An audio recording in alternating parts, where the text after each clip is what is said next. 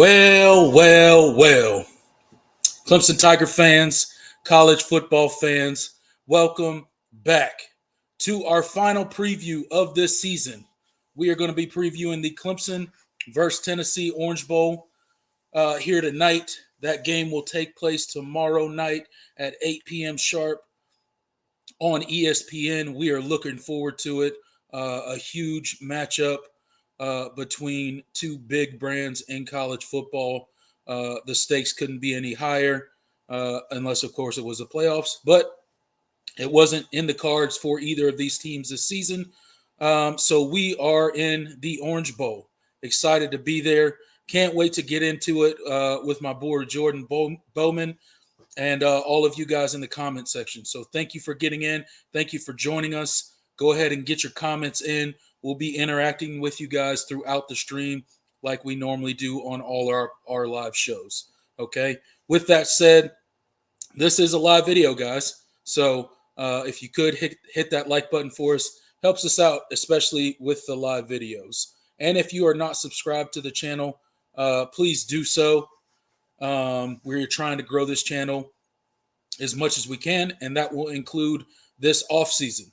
Yes, this is Clemson's last game of the season, but it will not be the last show that me or Jordan Bowman do on this show, on this channel. So stick with us through the offseason, guys. We'll get creative. We'll come up with some content for you guys. It'll be a good time. Okay, so stick with us. Don't go anywhere. College football is a 12-month sport, in my opinion. There's plenty to talk about and keep us busy in the offseason. So don't go anywhere. Of course, as always, the super chat feature is available. Or you can use any of the links in the description of this video to support the channel in that way. But without further ado, let me bring on my co-host, the amazing Jordan Bowman. Jordan, how are you doing tonight, my friend? Doing good, man. Doing good. I'm a little happy, a little sad, a little excited because Clemson football, we're getting some Clemson football finally tomorrow. But unfortunately, it's also the last game of the season, and it's going to be another long, 8 or 9 months before we see these Tigers play again. So Make sure you guys enjoy it. I mean, regardless of the result, because it's the longest off season in sports. And unfortunately, yeah. But I'm excited. I think this is going to be a really interesting matchup. Two really good teams going at it. A lot of interesting storylines. A lot at stake, I think, for both teams. To be honest, absolutely. As far as the future, springboarding into next season, and I'm just ready to talk about it. Yeah, I mean, We'll get into all of it here shortly. I just want to do a quick shout out to the chat real quick. Recognize all the fine people here that come and support us every time we stream, Jordan. We got WB2DX letting us know that Morgan Thomas is also streaming. Well, I guess you guys have a decision to make. So, hey, again, no harm, no foul. Doesn't bother me one bit. I love Morgan Thomas. He's a great Clemson YouTuber. He does amazing stuff. So shout out Morgan T. Edwards in here. Ben Adams. Philip Brister. Thank you guys all for getting in and already commenting. Me and Jordan are going to get into breaking down this game. We got a lot to talk about, Jordan. To your point, this is kind of I think this game means something for both of these teams.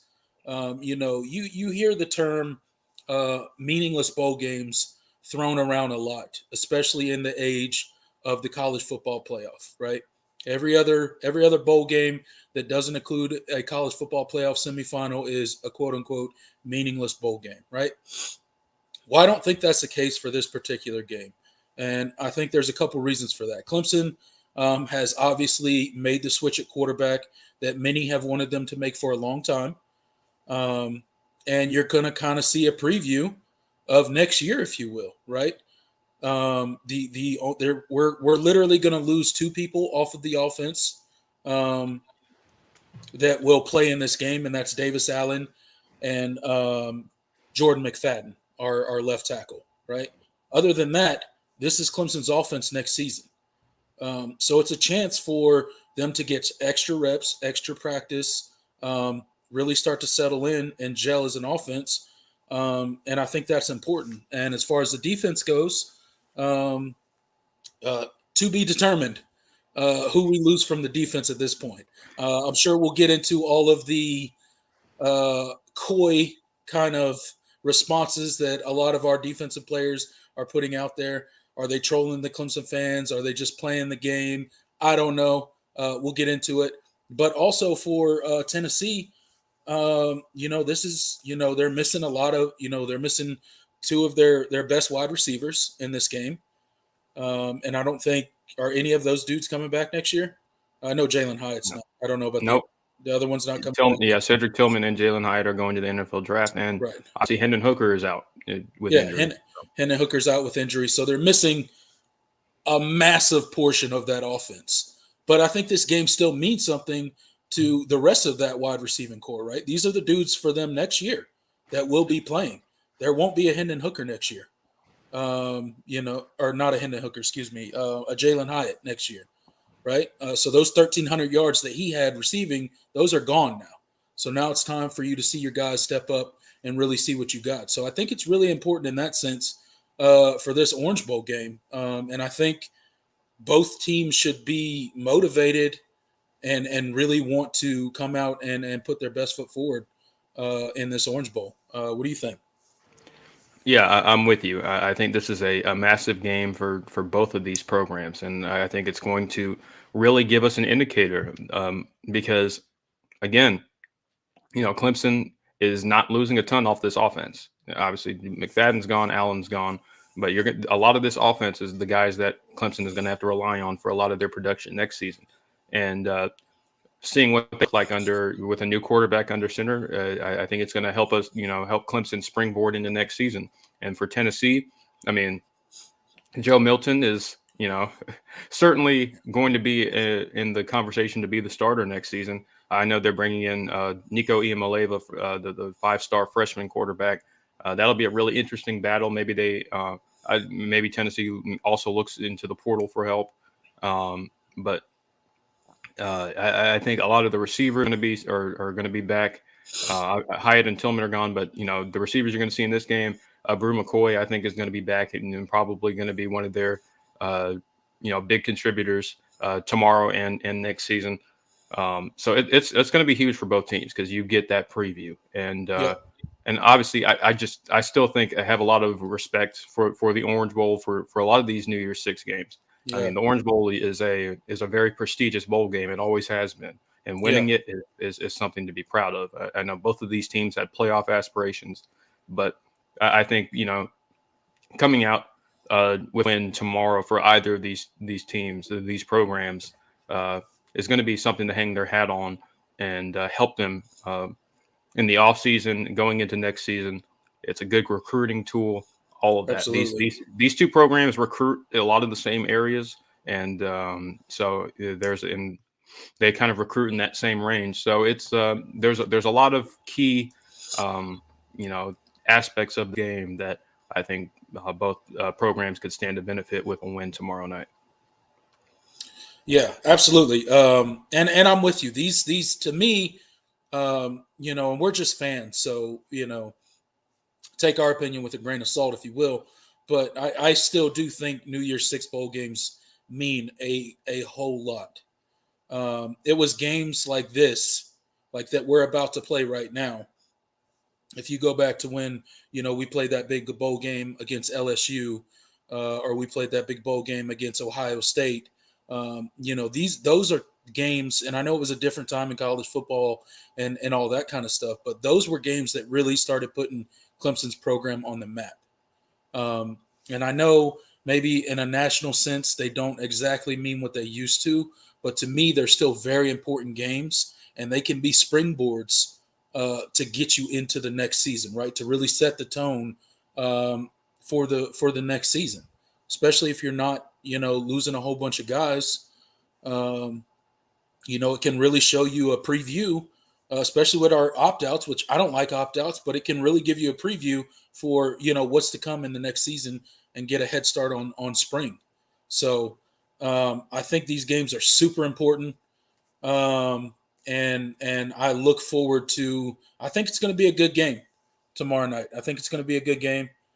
Um, yeah, I think we got a good game coming up. So before we get into anything else, let's get into some key opt outs or injuries coming into this game, right? So I know Clemson, as far as Clemson goes, Miles Murphy opted out. Trenton Simpson is hurt. He's having an ankle procedure done, so he's not playing. So those two guys on defense aren't playing. Um, Sheridan Jones on defense did not dress on Wednesday. I don't know if he Correct. dressed today at all.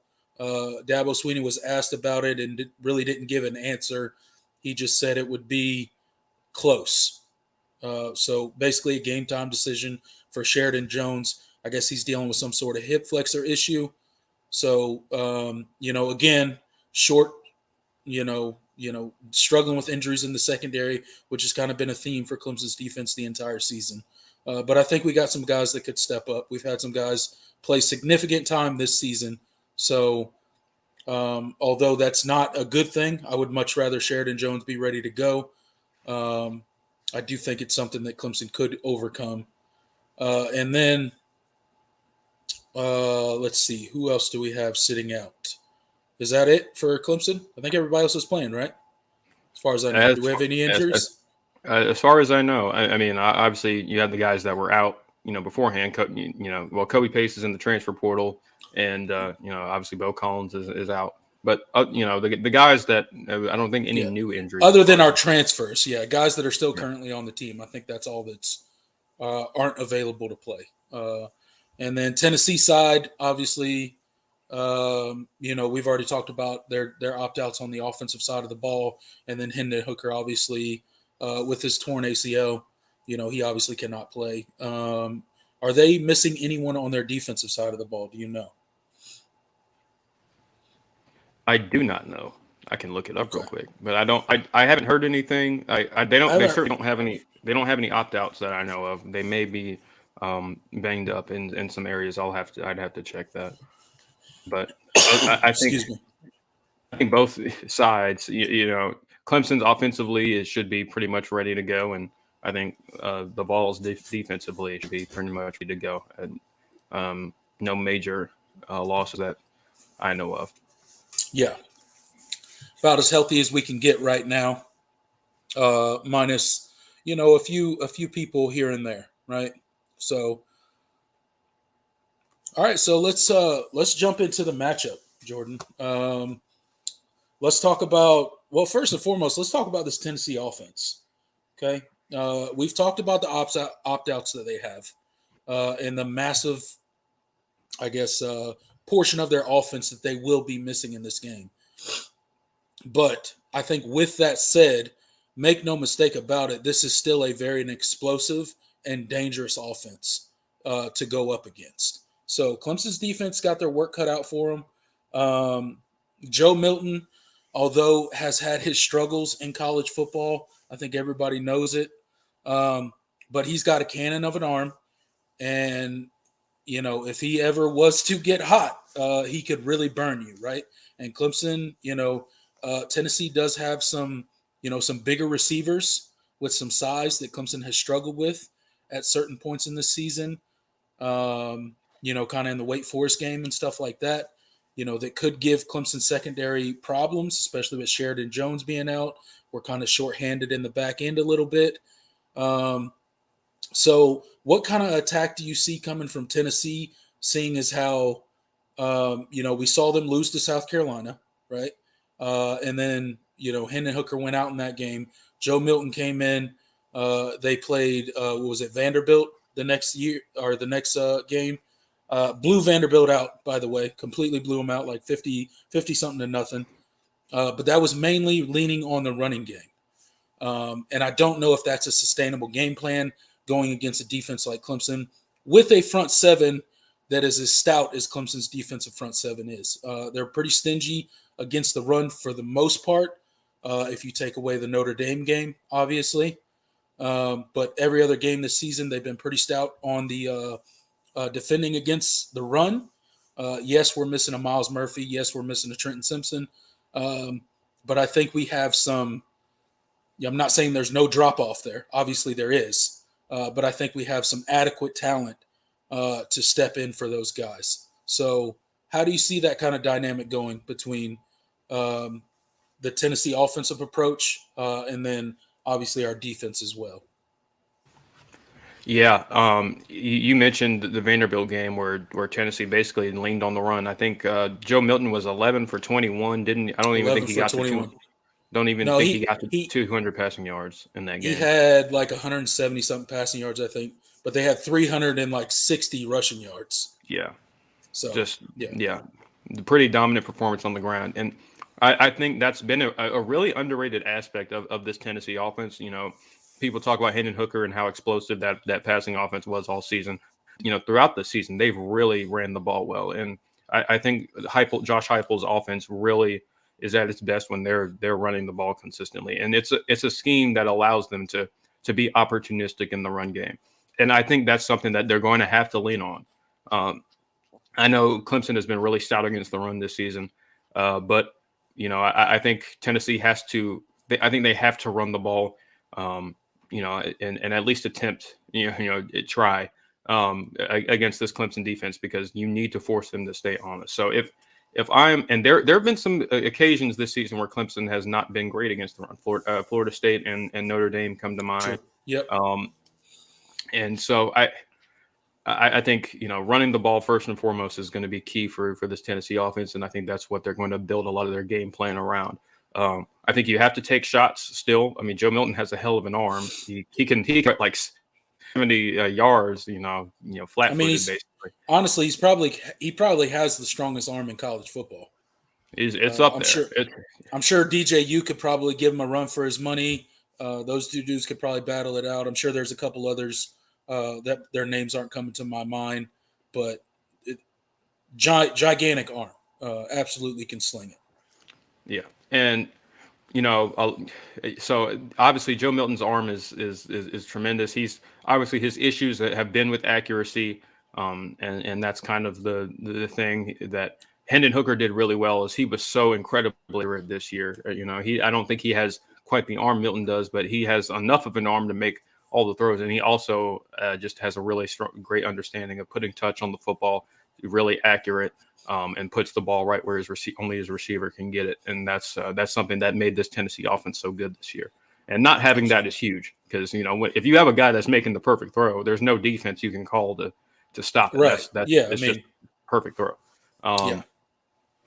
But despite that, I do think that you still have to be really concerned if you're Clemson about Tennessee's passing game, just because.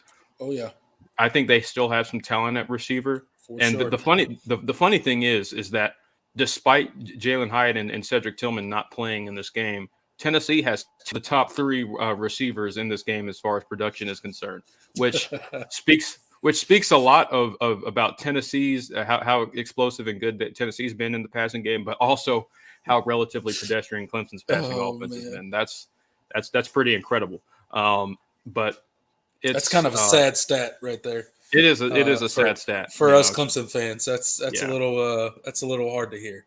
That never used to be a thing. Clemson used to be really familiar with guys 1,000-yard seasons. And you just had multiple receivers with a lot of production. Right, we'd have at least two receivers with 1,000 yards. It's just it was a thing. Yeah. But it's not this year, and not the past couple of seasons. Not the past 2 seasons, yeah. It's been a struggle. So I do think that Tennessee, Clemson, they do need to be they have to be disciplined in the secondary because I definitely think you're going to see Clemson really make an effort to stop the run. That's going to leave these corners vulnerable in spots. So you have to be on ready. And you have to be the communication has got to be there on the back end. But I do think that Tennessee is really going to play this attempt to establish the run and set everything else up off of that. So it's kind of where Yeah. I see this game playing out. So you think they'll start with the run and then set up the pass with that? Yep. Yeah. Okay. I tend to agree, but I do think I don't think Tennessee could come into the game and just completely lean on the running game. You know what I'm saying? I don't think. I obviously don't think they would have the success that they had against Vanderbilt. At least, my goodness, if Clemson got 360 yards rushing put up against them, it's going to be a long post game reaction show for me and you. Yeah. But Yeah. I don't see that happening. I honestly don't. I think Clemson is very motivated going into this game, for the simple fact that either way, we have a lot of defensive linemen. We have a lot of our front seven, I guess, if you will, that are either thinking about coming back or pretending like they're thinking about coming back. But either way, I think Clemson means something to them, right? And I think they're motivated. If this truly is their last game, I do think you will see max effort. So in my mind, there's no way that they're going to sit up there and give up, that kind of yardage on the ground. So in my mind, Tennessee is going to have to put some portion of the game into Joe Milton's hands, and how he performs is going to be a big key in the outcome of this game. A lot of how this game is going to end up will be on Joe Milton's shoulders, and whether that's a good thing or a bad thing, I guess that depends on your opinion of Joe Milton. I guess you'd have to ask a Tennessee man, to see how they truly feel about him. I wouldn't feel great about it if I was them, because Clemson tends to mix things up a lot. They tend to try to confuse quarterbacks with a lot of different looks. They'll blitz everybody. They'll drop everybody back. They'll, it's like what did we do against North Carolina? We had like a 3 safety look against North Carolina, which was, crazy. I'm sure that's something that caught North Carolina and Drake May off guard, right? Good. Drake, Wes learned that from Venables. Venables did. I yeah, remember Venables yeah, did that a lot in 2019. right. Because So, of the personnel that he had. Yeah, yeah. absolutely. Which is something that Brent Venables was always good at. He was always good at making a defensive scheme that played to the strengths of his personnel. So I'm glad that's something that Wes Goodwin learned from him. But yeah, I think they are going to have to put a portion of the game in Joe Milton's hands. I think they will have to have some success in the passing game, because if they're just planning on going out there and lining up and running the ball against Clemson, I don't think that's going to work out very well. They're going to have to mix it up. There's going to have to be some sort of balance there. Just my opinion there. Now, with that said, for you mentioned our receiver production, right? Which means our passing game has not been exactly, full throttle this season, if you will. It hasn't been, gas pedal down, 100-mile-an-hour passing game that we've put on display this season, right?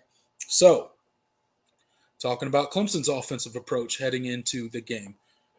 Much like Clemson, Tennessee's defense pretty good against the run. You know, they got a pretty good front seven. They defend well against the run. They don't allow a ton of yards on the ground. Their real vulnerability is their secondary. So, with that said, will you see a similar approach to how we did in North Carolina, where we really, we took the gloves off Cade, and they kind of put their, trust in Cade, and Cade kind of, took the game over and balled out, and we didn't lean so heavily on the run, which we've had to do at several points in time this season in order to win games. Syracuse comes to mind, games like that where we've really had to, just kind of assert our dominance on the ground and win a game. What do you think Clemson's offensive approach will be going up against this Tennessee defense? Yeah, I I think it's going to be kind of similar to the North Carolina game, and I do think that's kind of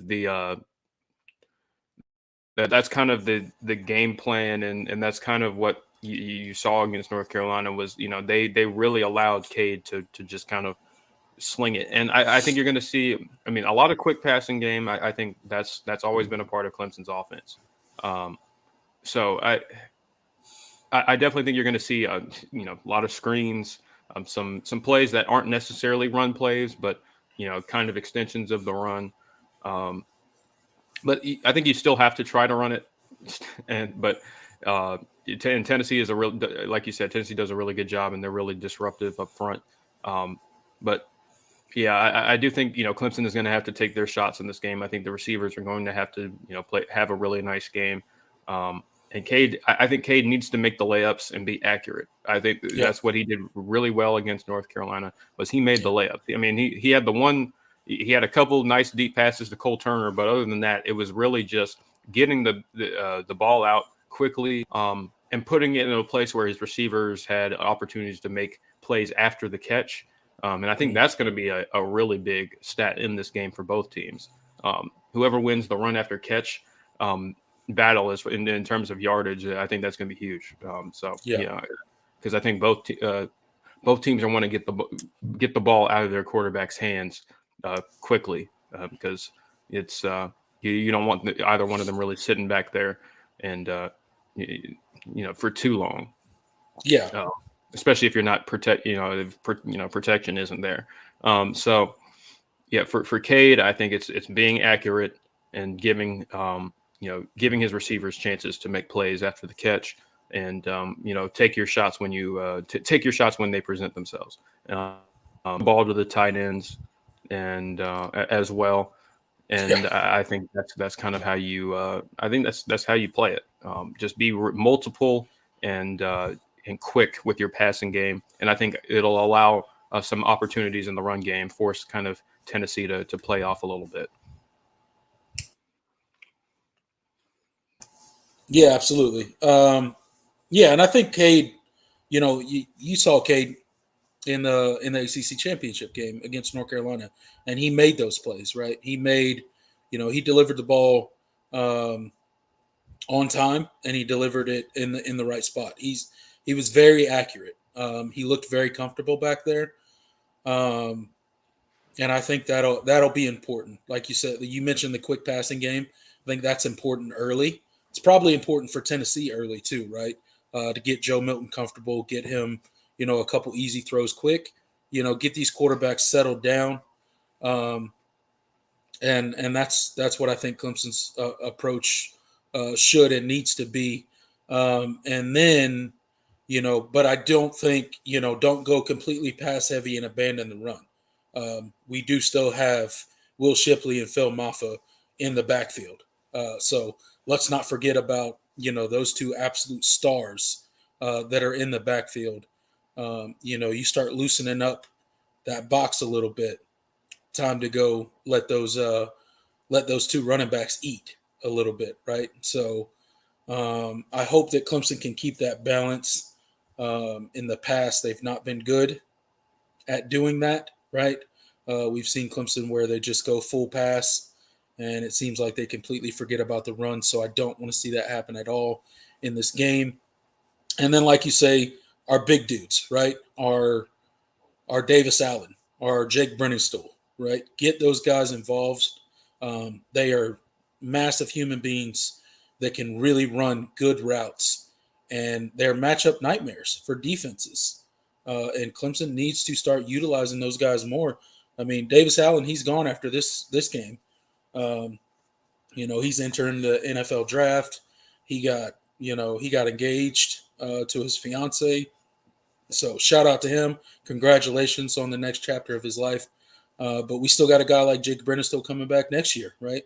And as much as we saw an increase in the utilization of tight ends this season, I think there needs to be another step, right?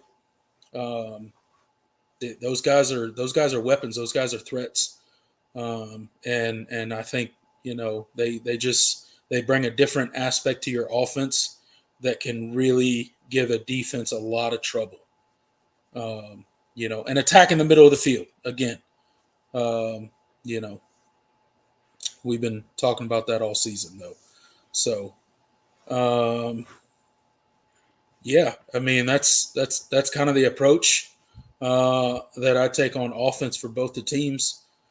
Defensively, um, what do you think Clemson's going to do? Are they going to take a North Carolina approach, um, and what they kind of did to kind of limit North Carolina's game, or do you think they're gonna, you know, go with a stack the box approach and kind of try to stop the run and bring pressure, or what would you do? What do you think Clemson's approach will be coming in to this game on the Tennessee defense?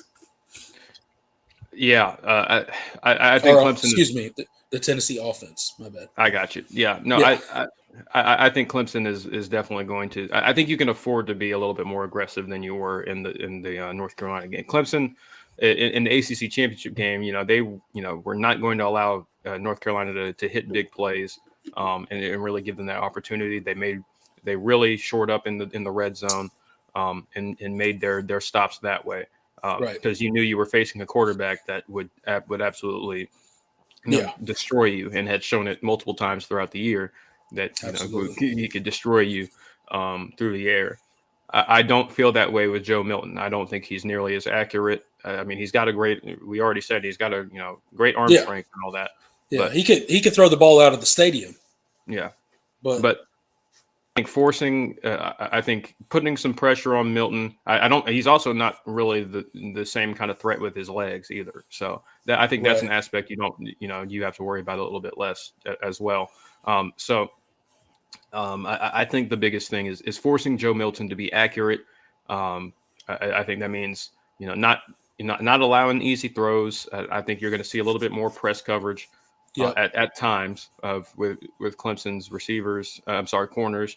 And I definitely think that you're going to see a lot of heavy boxes up front to kind of slow down the run game. Because I do think that if Joe Milton doesn't have a run game he can rely on, I think he kind of gets a little erratic. His accuracy kind of goes out the window, and I think you can force him to make some mistakes. So I really think that being aggressive, and sending guys, and committing to. I think that's going to be you're going to see a lot of that from Clemson tomorrow night.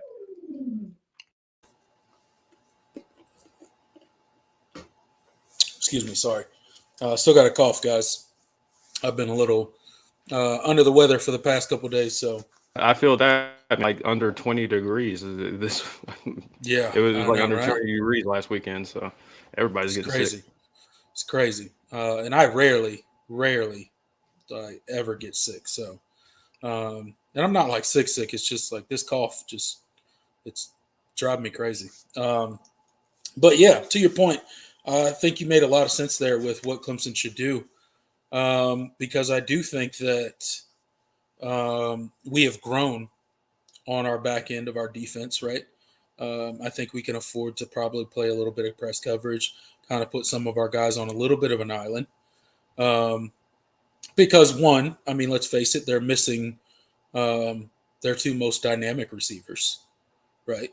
And they're missing their starting quarterback. They have a quarterback stepping in that is, um, you know, he's got a very strong arm. He could throw the ball a million miles, but at the same time, he struggles with accuracy. So I think it makes a lot of sense. Force him to be accurate, put him under pressure, um, press those receivers. Don't allow a lot of room in the running game, and look at Joe Milton and be like, look, if you're going to beat us, you're going to have to be accurate and place balls where our secondary can't get their hands on it. Um, and if he can do that, then that's something that you gotta kind of live with. But you can't let him run all over you, You just tip your and you cap to him. can't. Yeah, you just tip your cap to him, and he had a great game, right? But you can't let them do what they did to Vanderbilt, right? Where Joe Milton was just kind of back there, and he threw the ball when he needed to, and they just kind of ran all over, right? That cannot happen. So I think that makes a lot of sense. Who's starting opposite KJ? I can't remember. I think it'll be Maskell, right? Am I Yeah, correct? Justin Mascall's listed as Justin the Maskell. starter. Justin I Maskell. would not surprise me if you saw Brian Brzee at times go out and play some defensive end and let Rook come in and with Tyler Davis up in the middle. I think that's a really deadly lineup.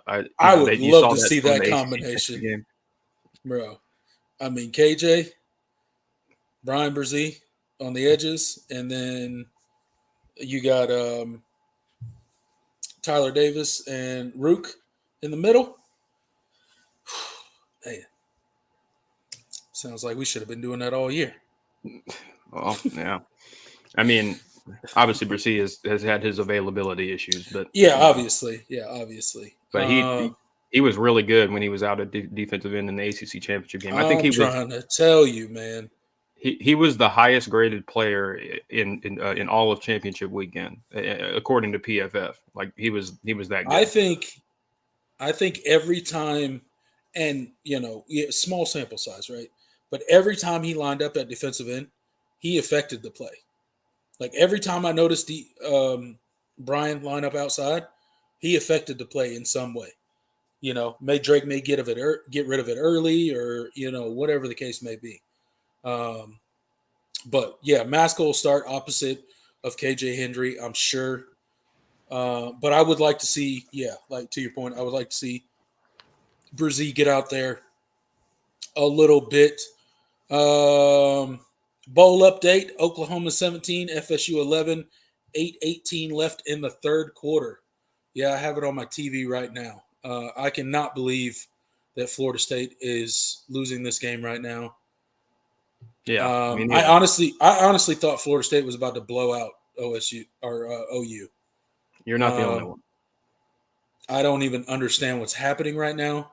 Again, we've been on this show, so I haven't been paying super close attention to the game. So I don't even know what the reason for it is. But here's Jordan Travis handing the ball off to a ghost. Don't you love when a quarterback does a play fake and there's nobody there to do a play fake with? Yeah, like the running They back just, goes they just the like hold, opposite way. yeah, just like hold it out like Yeah. to a ghost and then go back to pass. Like those are always it happens so much in college football. I don't know if it happens in the NFL because I just don't watch the NFL like I watch college football. But it's funny every time I see it happen. It's really funny to me. But all right, I'm going to bring up this next point, Jordan. Let's talk about possible people staying at Clemson after this Orange Bowl. So I'm sure you have heard all the rumors. I'm sure you have heard the Orange Bowl interviews. Tyler Davis crashed an interview. KJ Henry had an interview. There's been all these interviews. Did Tyler Davis crash KJ Henry's interview? Yes. Right? Did you see that? Yeah, something like that. Yeah, like he crashed. He was like, "What are we doing?" Yeah, basically. So basically, the gist of it, I'm going to give everybody the cliff notes in the comment sections if you haven't been paying attention. Apparently, word on the street is KJ Henry's trying to convince people to come back. Allegedly. Now, that's just allegedly, right? Tyler Davis and Ruka Rororo are a package deal. Whether they leave or come back, they're going to do the same thing, apparently. Brian Brzee hasn't even thought about the NFL, apparently, according to him. Obviously, Miles Murphy's gone. He's not with the team anymore. I expect Justin Maskell to come back. But anyways, your thoughts of all the craziness. Are these Clemson defensive linemen, are they just having fun and trolling the Clemson fans or the people on Twitter? Or what is going on here? I, they got to be. There's definitely some trolling going on. I think so. Not everybody is that's kind of teasing coming back is coming back. I No, do definitely not. I do feel fairly confident. It seems like KJ really is leaning towards coming back, and I think I, even that alone is huge for this defense as far as getting that production back. We have Xavier Thomas is. I think there's a good chance he comes back. yeah, that's another dude we haven't talked about. Yeah, Yeah. Xavier Thomas. And but it's really the defensive tackles that are really playing with everybody's emotions right Yeah, now. they're playing coy. They're really, I don't know. I So let me tell you my thought process behind this, right? And I could be wrong. Okay. Um, I thought Brzee would come back, but I was looking at where he lands on. I mean, granted, these are just draft boards; these are quote unquote projected spots, right? And he's a first round projection. So if that's true, and that's his true draft grade, I don't know why he would come back. The only thing I could see, well, not the only thing, but I think the arguments in favor of him coming back are Mm-hmm. the injuries Yeah. and just the truly difficult year that he had this year between between losing his sister and having all the injuries and setbacks. Um, and I don't think he's graduated either. Um, so I Okay. think uh, Okay. I think there is some reasons for him to come back, especially if they do what I'm hoping they do and move him out to defensive end. Bro, I'm trying to tell you, that dude will be a killer. He played defensive end in high school. I know he has the body type to play defensive tackle, Yeah. but he really has He t- that versatility and that he's got athleticism. he's got the body type to play defensive tackle, but I think Brian Brzee could slim down and become a defensive end, Yeah, like a real like rush the passer defensive end, right?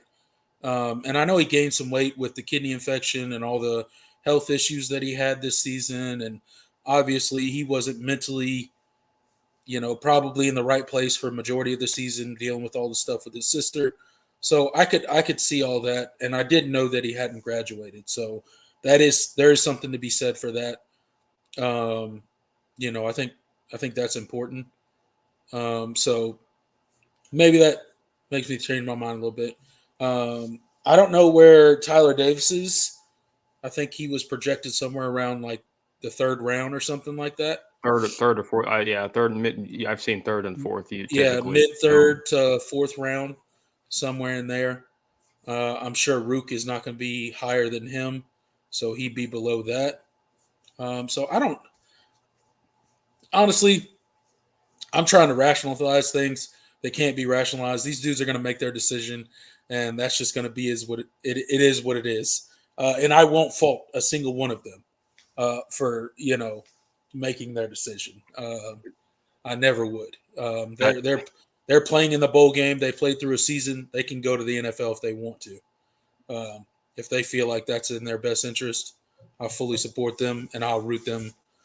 I'll root for them all along the way, like I do every other player from Clemson that goes to Absolutely, the but NFL. I also hope that I'm also Oh, selfish and I'm hope that very Clemson. selfish. Yeah, I hope that I hope. Clemson Yeah, maybe I the hope. collective our collectives cook up a little NIL deal Look here, for them, and bro. I Look hope. here. Look here. This is where you should use NIL money.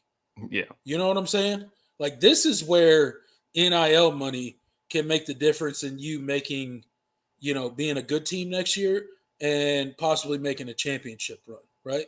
If you want to and I know Clemson has what they have two collectives now, right? yeah, Like this is what the collective should be used on. This should be used on people that like are on the fence on whether they're going to go to the NFL or not. then that collective should step in and be like, hey,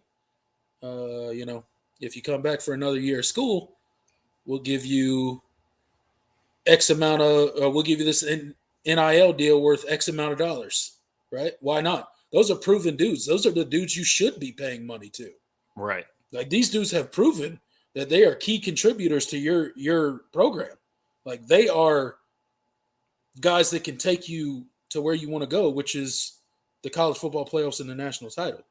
Like you get a Tyler Davis back, you get a Ruka Roro back, you get a Brian Brzee back, a KJ Henry back. Like, yeah, that's a problem for everybody else playing Clemson, right? So that's where Clemson should use their name, image, and likeness. I know they're hesitant to, dabble in that, but those are the dudes that should get paid. Like those are the dudes worth, $1 million name, image, and likeness deal, in my opinion.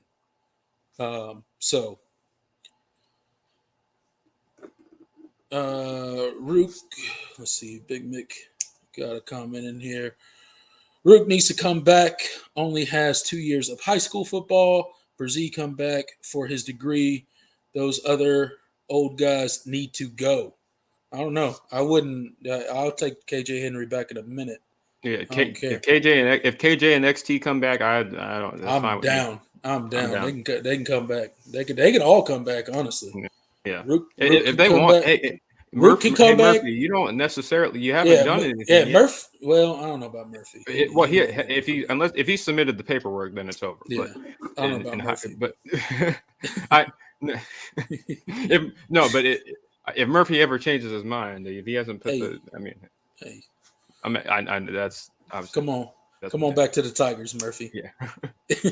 No, he's rated as a first round draft pick. He ain't going. Yeah, he might go in the top 5 on because he was already considered a first round pick, but like a lot of he's getting a lot of love as of late, and I think if he works out at the combine, he's gonna test really well. He's like the second rated defensive end, right, in the draft. Yep.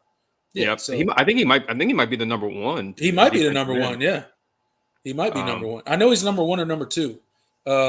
If you count Will Anderson, Will Anderson is effectively a defensive end, so I guess he would probably be number 1, I would guess. Yeah, but then Miles Murphy would be number 2. He's the Will Anderson, but Will Anderson is listed as a linebacker. That's the whole 3-4 versus 4-3. He's effectively a defensive end in that scheme. But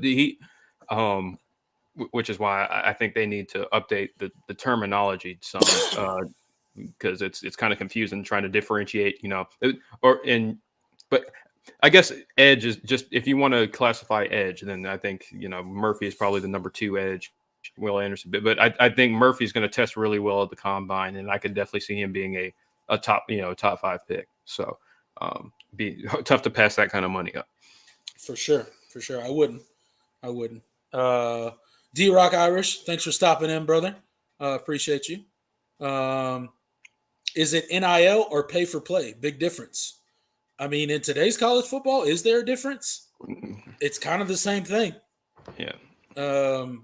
With how the rules play out, it's the same thing. Yep.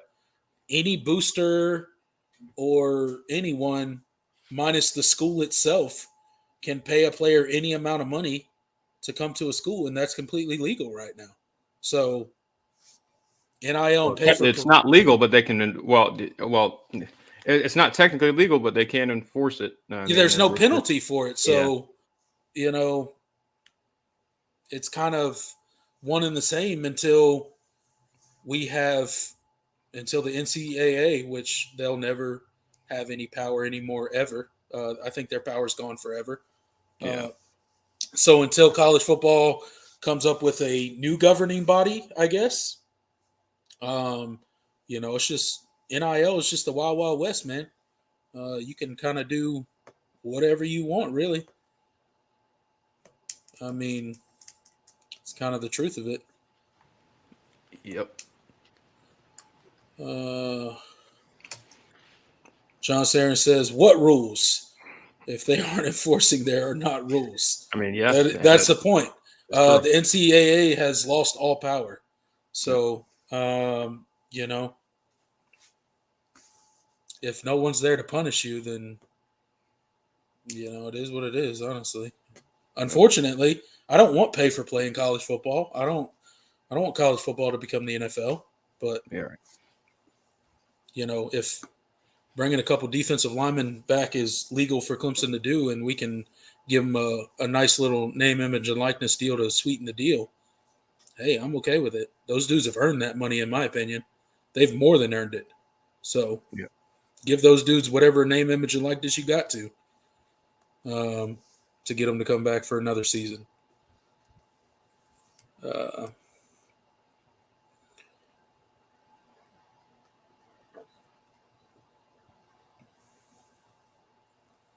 But we'll see who comes back. They're clearly not going to make any announcements until I don't know when. It's going to be after the Orange Bowl.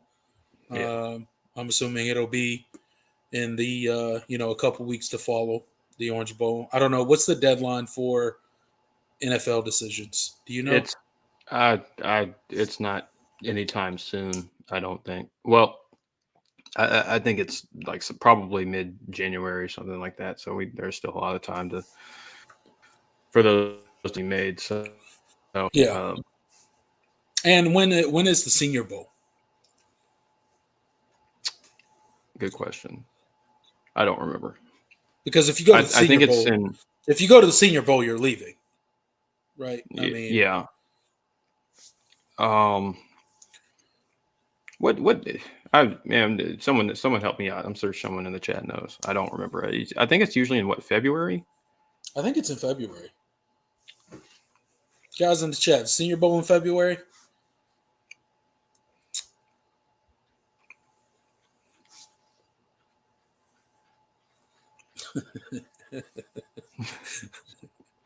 One Scoop John says, we'll remember Dab already said they're built in God's name, image, and likeness. So he'll have to put in the word to the big guy. Good point. Ask God to tell Brzee and tell Brzee and Tyler Davis to come back. And That was a good one, man. That was a good one. That was good. One Scoop John. That was good. I like that. Oh, that is funny. I love it. You can practice and still come back. If you play in the game, you can't. Oh, okay. Oh, that's good. That's some good information, Edward. Thank you for that. I did not know that.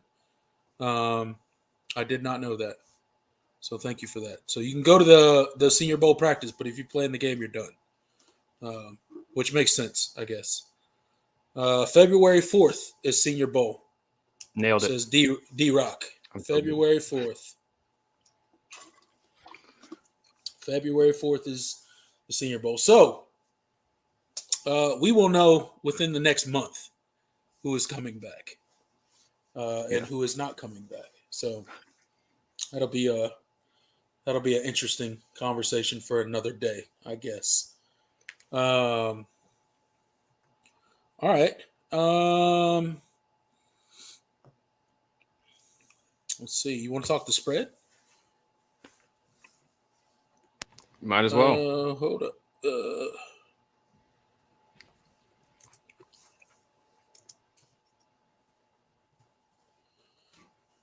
All right. So hold on. Let me look this up. Let me make sure this is right. I know the line has moved some this week, so I don't know if that. Let's see.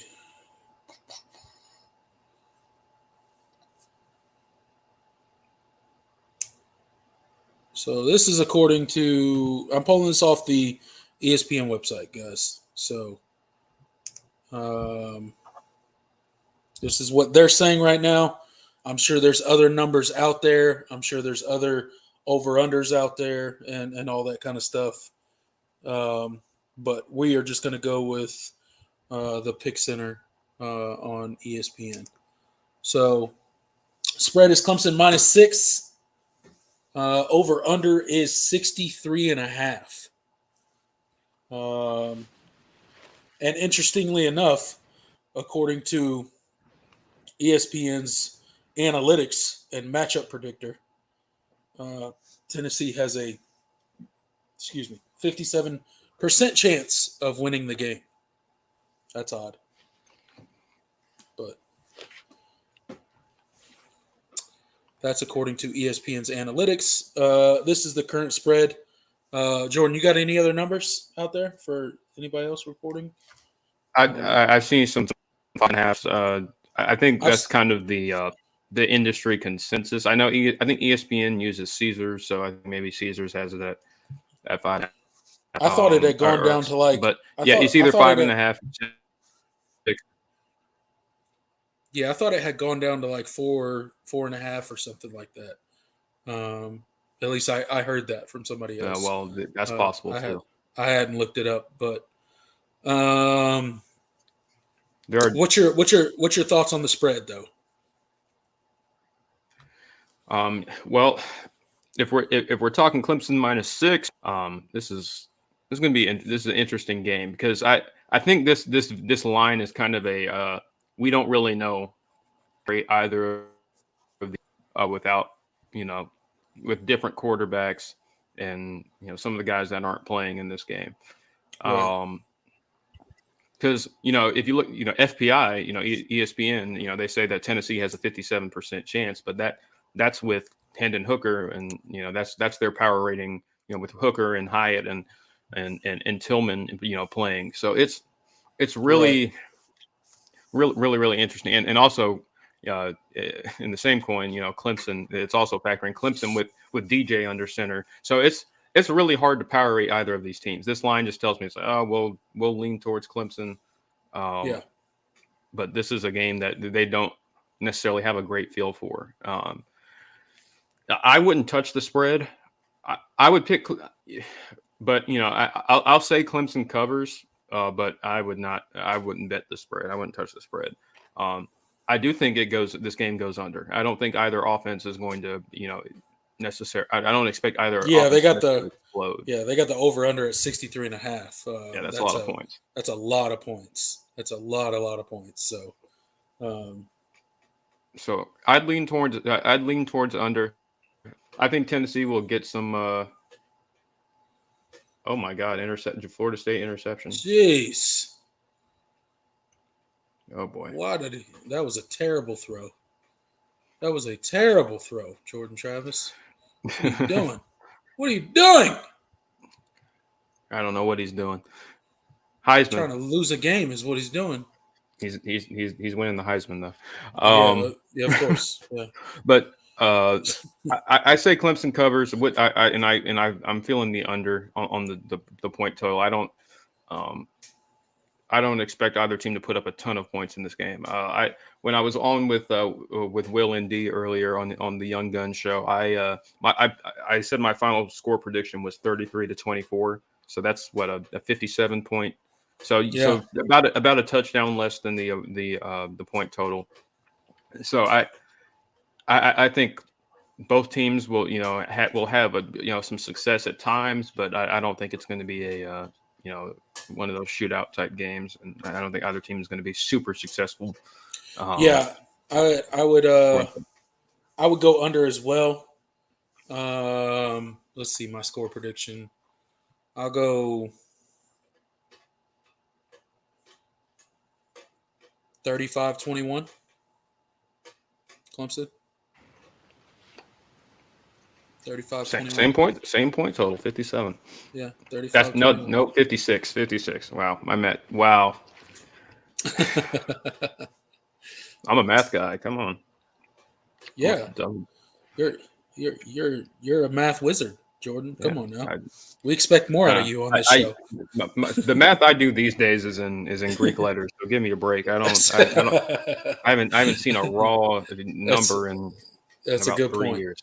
That's a good point. That's a good point. I feel you on that.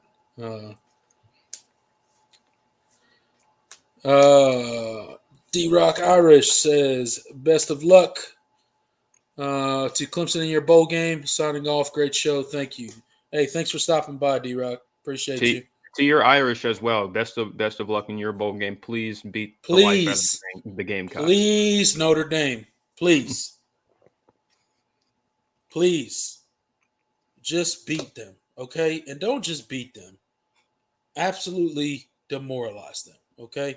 I'm so sick of hearing them fly high on all this BS that they beat Clemson by 1 point, okay? So just do us a favor, okay? You completely destroyed us, so just do us a solid and, take out South Carolina for us. We would appreciate it. Yeah, That'd be that would be great. great. That would be great. We would be in your debt. Yeah, yeah. Let's do that. Um,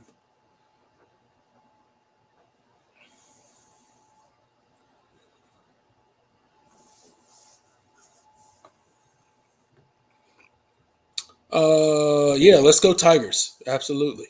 Let's go Tigers. Hey, you guys in the chat section. You guys got any score predictions for us?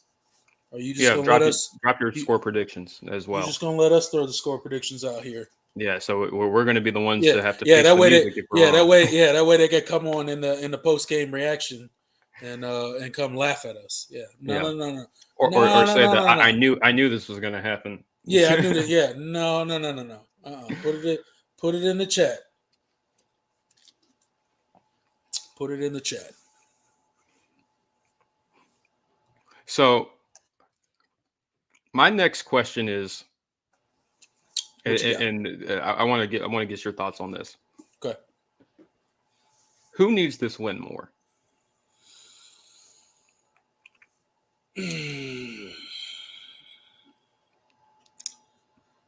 That's a tough one. I'm leaning Clemson, but I'm not sure because I think there's some arguments you could make for Tennessee.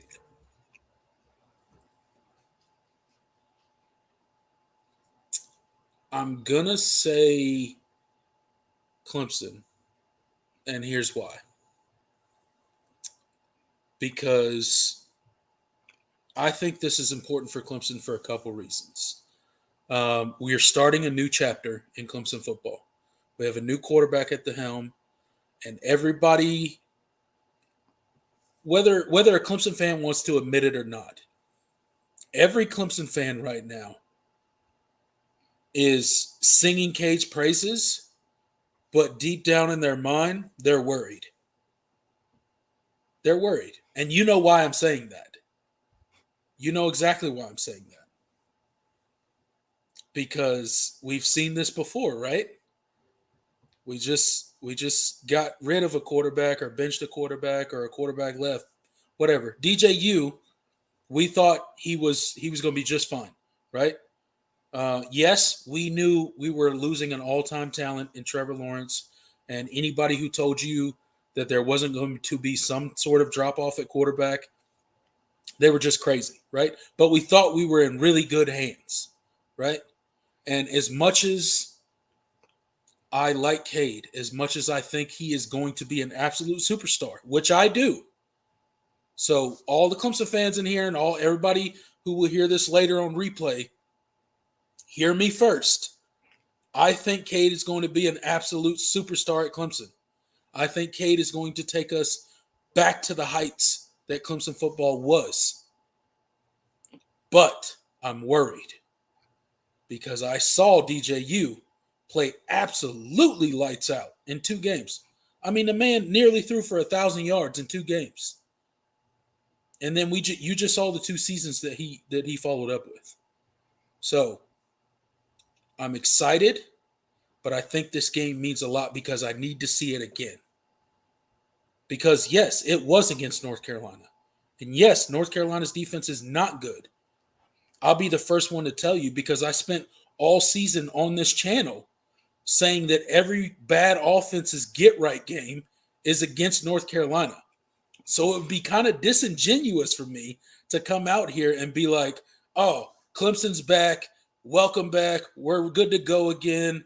I love the play calling. I love our personnel. We're back. We're good to go. No big deal, right? That would be disingenuous, right? So I'm excited, but I'm measured at the same time.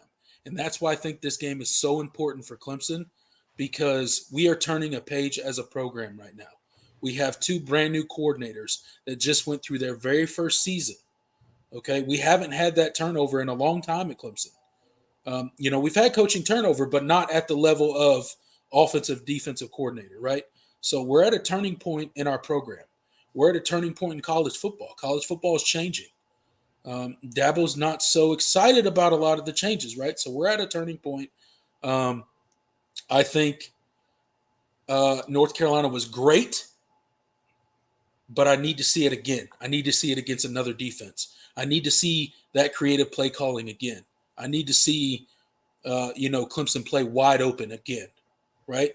And I'm not saying they can't, because I do think they can, but I'm just measured. So that's why I think this game is so important for Clemson, because we need this game to build confidence going into the offseason, to really springboard us into spring and really, honestly, build and repair some trust between this coaching staff and the fan base, if we're being completely honest.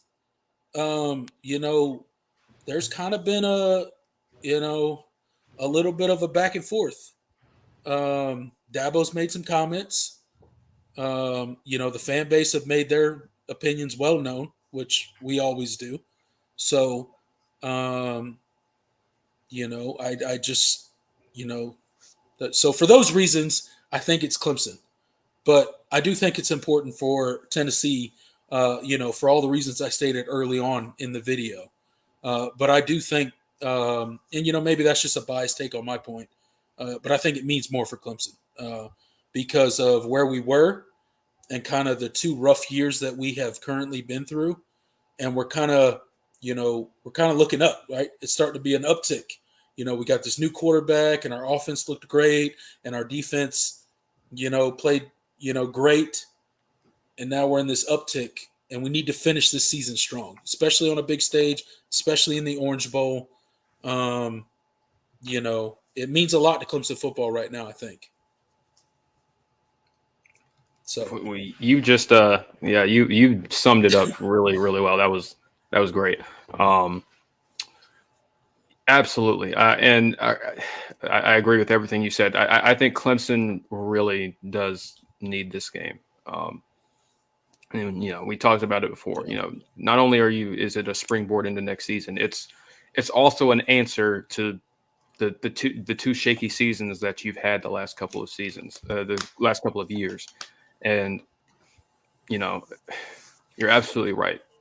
Clemson. Cade Klubnik has played phenomenal in that ACC championship game. He was great. But, I think the fan base in general needs some security that yes, this is actually there's actually something to that. And I think, another strong performance go a long way. I know Tennessee's defense isn't great either, but right. if you can at least show that you are you're capable of making just making the layups, because I think that's something that Clemson's offense has missed the past couple seasons, is just doing the easy things well.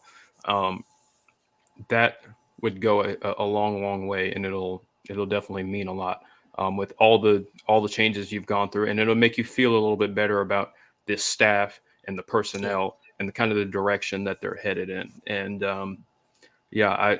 it's the Orange Bowl. I mean, Clemson has played in this bowl game a lot.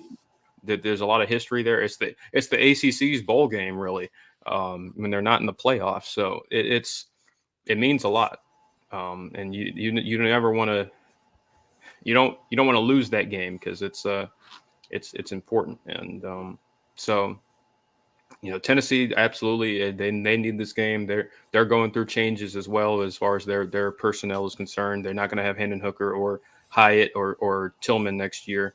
Yeah, they're losing a ton on offense. Yeah, and so it's going to be different. That offense is going to look different in some ways. They did as well, and they've had a really strong season. They haven't had a season this good in about 15 years. So it's a testament to John Heupel and what he's done in year two. And it's a dress rehearsal, right, for a guy like Joe Milton, right? Can he go into next season and be their quarterback? Or do they need to go to the portal, and do they need to go find somebody, right?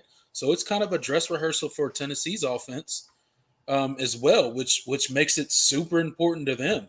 And I'm sure, if we had a Tennessee fan on here, they can make a really good argument about it being more important for Tennessee. And to your point, Tennessee's defense is not good. I think they're like 120th in passing defense. They're just not good in passing defense.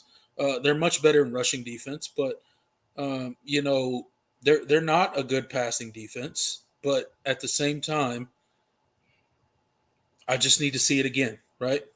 And we need to start building that consistency. And to your point, we need to start, making the layups and making the plays that are there, and just throwing a ball on time where it's supposed to be. That creates big plays, right? It's not always about launching the ball, 50, 60 yards in the air down the field. If you just hit a receiver in stride on time where the ball's supposed to be, those plays can turn in, a 5-yard completion can turn into a 30-yard play, right? So something that Clemson hasn't been able to do. And it feels like forever. So I'm excited. I'm excited for the game tomorrow. I truly am excited. I can't wait. These are two massive brands. I mean, Tennessee, Clemson, we do not play often at all. I don't know when the last time we played Tennessee is, honestly. I think it was that Peach Bowl back in 04 that Clemson won. There you go. Philip Fulmer was still the head coach, and I think they've only played like 17 times all time. So for two programs that are relatively close to each other, they have not played very often. So, but it's important. They recruit a lot of the same area, and Tennessee's a program that's on the upswing. They're recruiting really well, Absolutely. and they're trying to reassert themselves in the SEC as one of the premier programs. So that's it's going to be it's going to be really huge, because if Tennessee wins this game, it's a recruiting tool. It's like, hey, we haven't been around and we haven't been the program that we used to be in a long time, but we're getting back to that. And we just beat Dabo Swinney and Clemson, a program that's been in the college football playoff 6 of the last 8 years and won 2 national titles. Right. So that can be a huge springboard as well. So it's anybody questioning the motivation of both teams in this game is silly. I think both teams are definitely want to. I think they both had higher aspirations, and they were this close to reaching them. Thanks Shane Beamer. But this game still absolutely matters for both teams, and I think both stand to gain a lot from winning this game. Let's see. Edward says, to be honest, when we win, the fan base will just yell louder about, see, Cade should have been the starter all year long. Yeah, you will get a lot of that. I'm okay with that, though. I mean, that's just at that point, that's a side effect of I'd rather have to listen to that than say, oh, we have no future at quarterback. we hopefully our freshman quarterback's ready, because we don't got anybody else, right? So it'll be good. And anybody saying that, excuse me,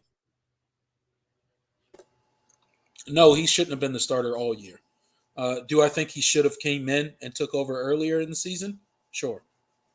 Earlier than he did, yes. But it is what it is. We are where we are now. WB2DX gets in and says, food for thought. This is the first year in a long time that neither Clemson or Alabama has been involved in the playoffs. Yeah, it's the first time ever. First time. That at least one of Clemson or Alabama is not in the playoffs. Because Bama made it every year, but this year in 2019, Clemson has made it every year but the 2014 and the last 2 years. So absolutely, yeah. It's pretty crazy how consistent both programs have been, and there's a lot of fan bases celebrating that fact that finally neither Clemson or Alabama is in the college football playoff, but it says a lot about where those programs have been and where they are. If you're hated, if you're hated that much that people celebrate when you're not successful, it's a good position to be. Yeah, it's a good thing. It's been you've been doing a lot of good things for a very long time. Absolutely. UT's defense is about as good as UNC. Both are bad. I don't disagree with you. I do. I think Tennessee. I think Tennessee at least does one thing well. So Yeah, I think they're a little bit better in.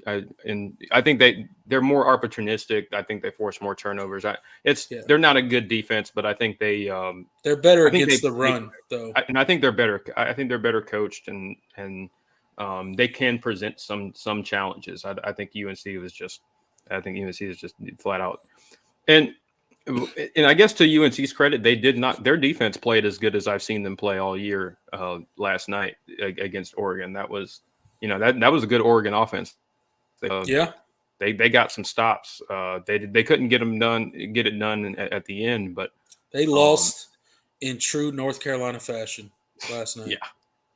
yeah. Their defense laid an egg on the field. And okay, speaking of the end of that game, why in the world do you have a quarterback like Drake May and he wasn't the one that took the last pass, that threw the last pass at the end of the game? What, he didn't? I thought he did. He took. I thought he No. threw the ham. Are you talking? Wait, are you talking about Because are you talking about Kansas and Oklahoma? Because that Oh, was I the was game talking that about Kansas, Oklahoma. My bad. yeah, Yeah. where I'm Kansas thinking of the wrong game. ran that trick play on the 2 point. But Yeah, and didn't get it. so you're right. Let me He threw it recalibrate. out the back of the end zone. So yeah, the UNC game. Why didn't they kick that field goal? I don't know much about their field goal kicker. So He sucks. was that not that wasn't an option for them, He missed a obviously? 38 yarder earlier in the Oh, game. I didn't know. Shoot, I don't know. He wasn't gonna. I think it was gonna be a 58 yarder. I don't think he can. I don't even think he has the leg in him to get Yeah, that I distance. think it was like a 52 yarder or something like that. I think it was But longer than that. His career, I okay, think his career high up to that point was like 47. okay. So, Well, not in his um, range then. I think Not in his range. it was like a whole 11 But yards more I was longer so I was that so he would have had to disappointed in kick. North Carolina last night, man. They were laying it on, and then all of a sudden, Yeah. you know, Struck again. At the end, they didn't. They needed. They kicked a field goal to go up by 6, and when I felt like they needed a touchdown, you had to kick it there because I think it was like 4th and 13. There was you don't go for it there, but yeah. But you didn't you know at you that needed a point? touchdown there. Didn't you know at that point that Oregon was going to go down and score a Yeah, touchdown? I Though, did. Yeah, like as I soon just knew as it. North Carolina kicked that field goal, I was like, "Yep, well, Yep, they're going to go down to score because North that's going to Carolina's be going the to end of the game right there." they're going to play a soft shell and just let Oregon drive right down the field, and that's exactly what happened. Absolutely. And Vols have it. Bo Nix played that in true Bo Nix fashion. He plays terrible the entire game, and then leads a game. And then he has some Game winning drive. then he has some hero moment, like Yeah, yeah, true Bo Nix fashion right there. yeah, Vols haven't been a brand in a lifetime in the lifetime of most current players. Yeah, that's you're true. right. I'll be rooting for y'all. Thanks, we appreciate it. Appreciate that, Ben. WB2DX, go Tigers, go! Absolutely. Uh,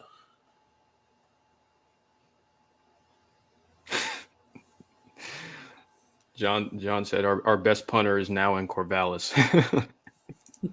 Yeah, DJ can he can our best punter is in Corvallis. I will agree with you there. That is man. true. Sorry, Aiden Swanson. Sorry, not sorry. Tennessee leads. Speaking of which, series. he needs to play well tomorrow. Give if he's flipping the field. Look here. That If this dude giving hits Tennessee another some like field. 30-yard punt, I'm gonna throw something at my TV. I swear to God. He pisses me off every game, dude. That we didn't really talk about special teams, but I think that's going to be important. Because he can hit a good punt, and then like he just doesn't. Like, he just has an ugly one every once in a while. And I've defended him this season, but yeah, I know he's definitely We've been on opposite ends of that one. Well, yeah, we definitely got it. He's definitely got to get better next year, though.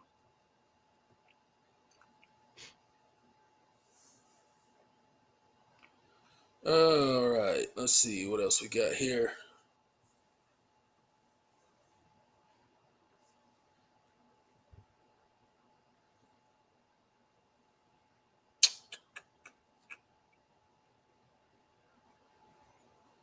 Oh, we got a super chat from DeAndre. He was ready all year. A few bad plays against Furman and an INT when we were already getting blown out doesn't change my mind. Yeah, no, mine either. They put Cade in some bad positions this year.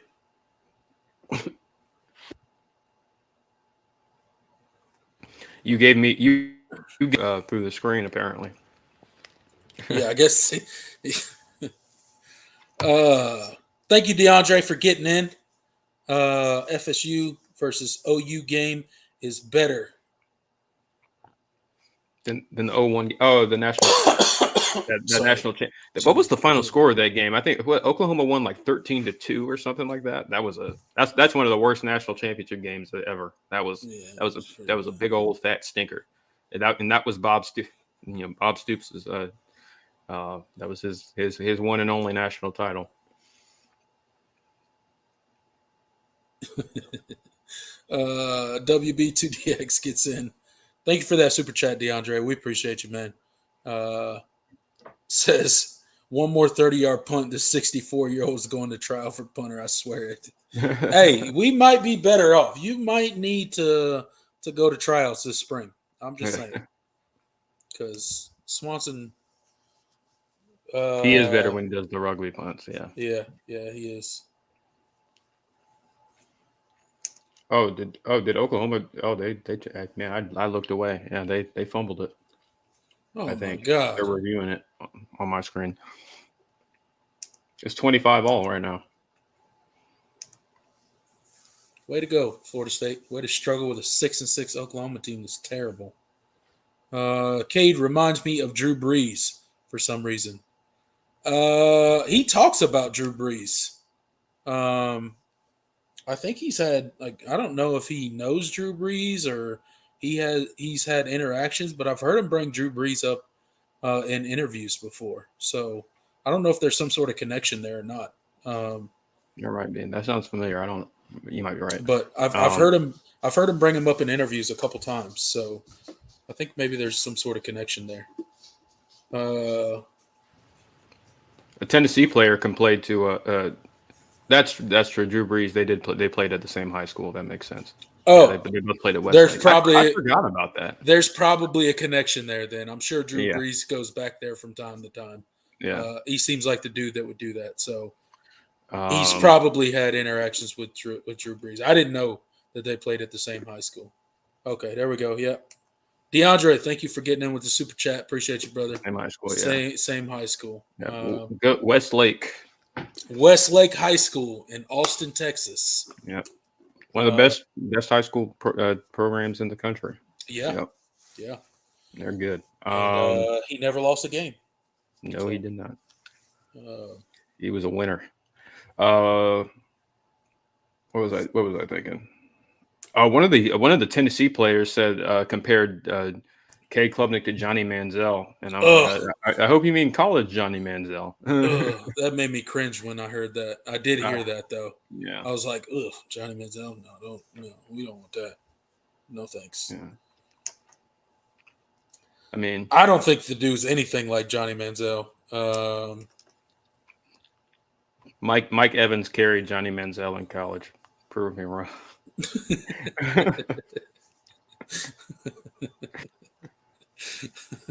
Oh man. If the non-existent Aggie fans that are watching this are furious right now. They're so mad. Drew Brees won 3 straight championships, same as Cade. Only 2 players to do it in Texas. Oh. I didn't know that. We learning all sorts of stuff about Cade and Drew Brees tonight. Yeah. Good Lord. I did not know that. If Cade is as good as Drew Brees, we'll be hey, look here. We'll take that. Cade doesn't drink or womanize. Not the same as Johnny Football. Yeah, no, he doesn't seem to have the same temperament as Yeah, a no. Johnny Manziel. I don't think they came from the same type of family or upbringing or I don't know temperament, personality. I don't know. Cade seems to be like a super chill guy, kind of keep to himself Yeah. type of dude.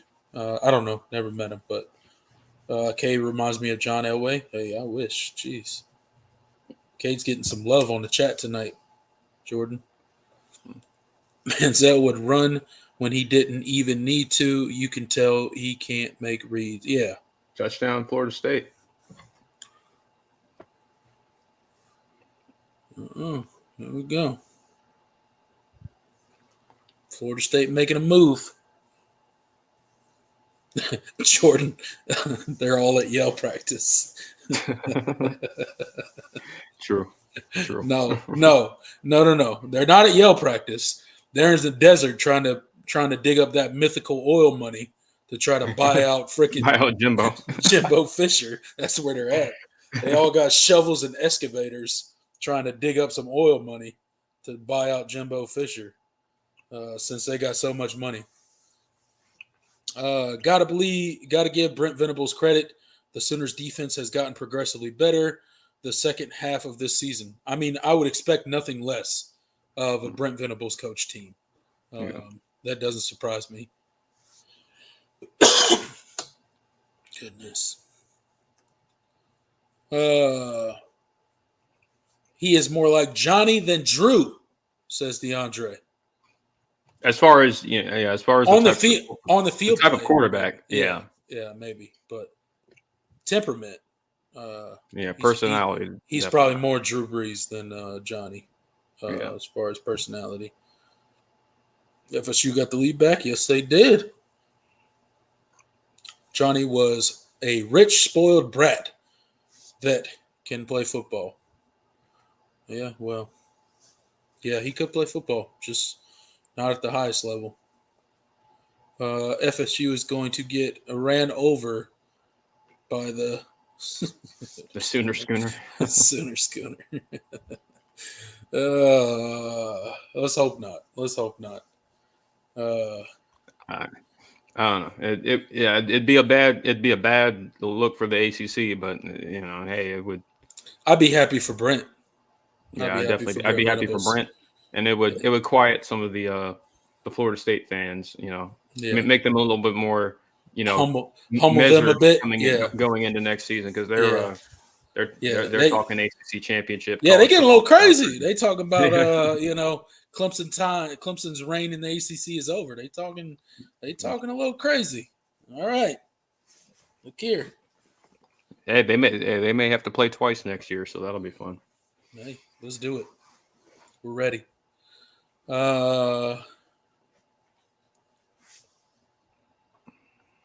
said, "Nah, Cade is more like a young Jim Kelly." Interesting. The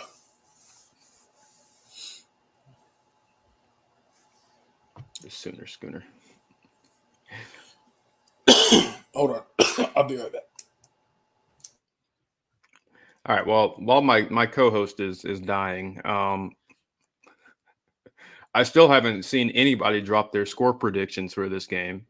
Well, I saw a couple people. I don't know if I saw everybody. But drop your score predictions for the Orange Bowl. And also give me your player of the game. Who do you think is going to be the best player, the MVP tonight? Not tonight, tomorrow night. I'm going to go for me. It could be. I do think they're going to think they're going to ask him to do a lot. I think he's definitely there's definitely some opportunity for Cade to put up some numbers. Is it going to be a wide receiver? Is it even going to be on offense? I'm still debating on that. WB2 says KJ Henry. I could see it. He definitely makes some plays. He's been really disruptive this year. It sucks that I wish it showed up in his sack numbers because he's been really really good. He's led. I think he leads the team in pressures, but he just doesn't. He just hasn't gotten the sacks. So yeah, definitely think he deserves it. 28-13 Tigers. So you're going even lower. You think the Tigers are going to really have a nice performance defensively. John says 31-24 Clemson. I could see it. That's kind of in my range too. My score prediction was 33-24, so about that range. Long shot MVP is Wiggins. Yes, and that would be great. If Nate having back-to-back big time performances, maybe he gets another interception, pick six maybe. That'd be great. He's been lights out the last half of the year, so that would be I'd be really happy for him. And going into his money year next year, he'll definitely get a lot of love. So I think Wiggins would be that'd be a nice story. I'm back. I'm not dying. I had to go get some more water so I can stop coughing so much. You guys talking MVPs? Yeah, I asked him what do you think the MVP of the Orange Bowl is going to be? I think the most likely would probably be Cade or Shipley. But I like whoever said their dark horse was Wiggins or their long shot. John Sarian, yeah. I really like that pick because, I don't know, man. Like when you see somebody like grow like Wiggins has over this season, it's something to watch. Like it's crazy. It's amazing to see how much he has grown this season. So I would love to see him get it. Another one, maybe Barrett Carter on the defensive side of the ball because he's an absolute weapon. Or, maybe one of our defensive linemen making his farewell to Clemson could take it too. Maybe a KJ Henry. I'd like to see him get one if he's going to leave. But Little C says 34-24 Tigers. Yep, kind of the same ballpark. Yeah. Ooh. You know who 42-24. Ooh, convincing W, 3-score win for the Tigers. I like it. DeAndre's feeling confident. I like it. Yep. I like it. Feeling confident. You know who I really want to have a big game? Well, and I'm sure everybody agrees on this, is I want this to be the Adam Randall. Oh, man. The Adam Randall coming out party? Show out, yeah. Adam Randall coming out party? Because he had some opportunities in that ACC championship game. He was getting some separation. He got interfered with one time, and but another time he just didn't come down with it. But I don't know. I know he's not 100%, but I would be really excited if he had a big game tomorrow night. But yeah, I like this comment because I think this is true. Whichever defense wins the passing yardage wins the game. I agree. I tend to agree. I agree with that statement. Big Mick, I agree with you. Yeah, I would love to see Adam Randall ball out. That would be a great thing to see. We've been kind of waiting on him this entire season. Yeah, and it'll make you feel really good going into next season. For next season, yeah. I mean, you see two true freshmen, and you can even throw Antonio Williams in there, right?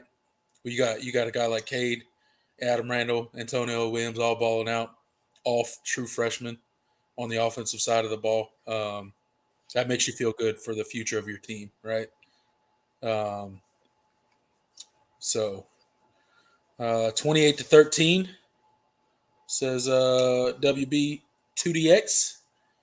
So wow, that's if our defense can hold them to 13 points, we better win that game. Yeah.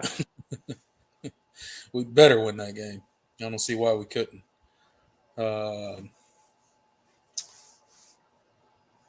Let's see. What other score prediction that I made? Oh, John Sarian said 31-24. Okay. I like that score prediction. Oh my God! Did Oklahoma score again? They did. Wow. Oh, my God. It's about to be a classic. Why does Florida State suck so bad? Oklahoma couldn't play offense all season. Yeah.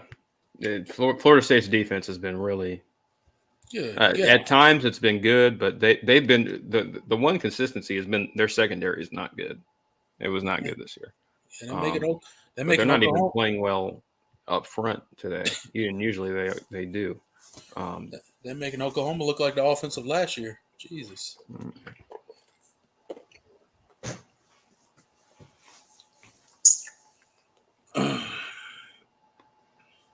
Yeah, that's just wow.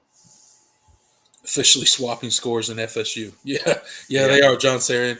They are swapping scores in the FSU game. The Cheez-It Bowl, formerly known as the Russell Athletic Bowl, and Russell Athletic Bowl. Yeah. And that was, when Clemson played Oklahoma in that bowl game, that was the Cole Stout coming out party. That was Cole Stout. We're really leaving party. He had been terrible all season, and it's funny. And I joked about it with a couple of my Clemson buddies. I was like, yeah, that game was after Chad Morris took the SMU job and left, and Brandon Streeter was promoted to quarterback coach, and then Cole Stout has the game of his life and drops 40 on Oklahoma. I just that's pretty incredible. Yeah. Yeah, it was. It was definitely that game was something. When that happened, you had to be happy for Cole Stout in that, because he did not play good all season. Everybody wanted Deshaun Watson. Everybody was ready for him to go away, and it was a nice way for him to end his Clemson career, right? Yeah. It was clear that it wasn't his job anymore. Deshaun Watson was just hurt. Yeah. They wanted to get him surgery and get him back on the mend as soon as possible. So, but Deshaun Watson did beat South Carolina that year with one leg. So, yep. Never let him forget. Yeah. Take that, chicken man. I hope you're watching. And if you are, go ahead and hit that like button. Appreciate you. Oh, man. One leg, chicken man. One leg. He didn't even need both. John Sarian says they've got, I think, 3 or 4 sacks, though. Yeah. I mean, FSU has been a great, they've got some dudes up front, wise, but yeah, you're right. Oklahoma's having a lot of success, running the ball, and you're just kind of like, well, man, they don't have to really. If Dylan Gabriel is not really, having to drop back, a whole bunch, what's the point? Man, my Titans are already down. This is why I don't. I'm not even going to watch the game tonight. It's about to be a blowout. If you didn't take Cowboys minus 12.5 when it was there, that was free money you missed out on. So, oh boy, your Titans are playing tonight. Yeah, Cowboys already down 7-0, and Cowboys are in scoring territory again in the first quarter. Well. They're starting. They're starting Josh Dobbs. Josh Dobbs. Yeah, the old Tennessee quarterback. Yes.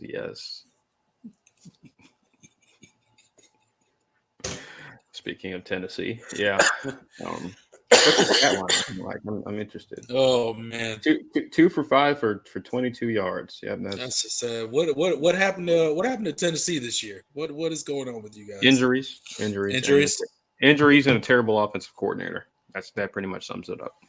Gotcha. So, um, Just wasting Derrick Henry's career. yep.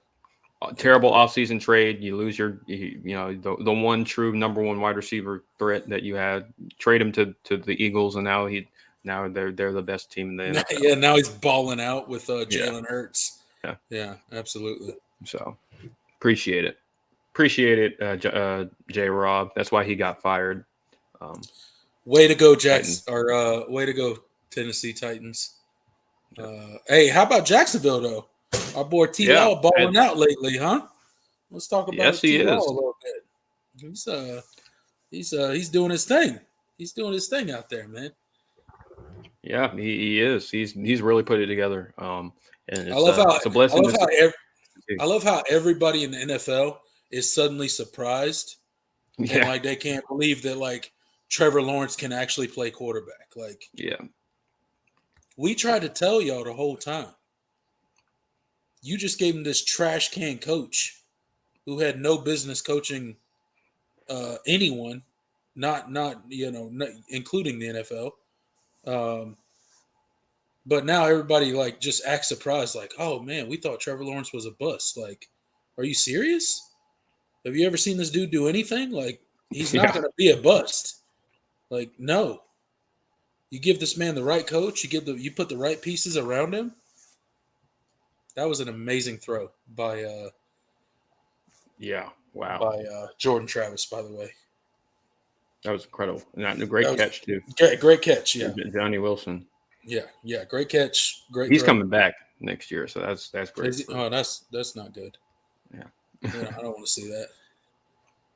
I want to deal with Florida State and all their trash. We start we're not in divisions next year, are we? Nope. Finally, no divisions are gone. No divisions.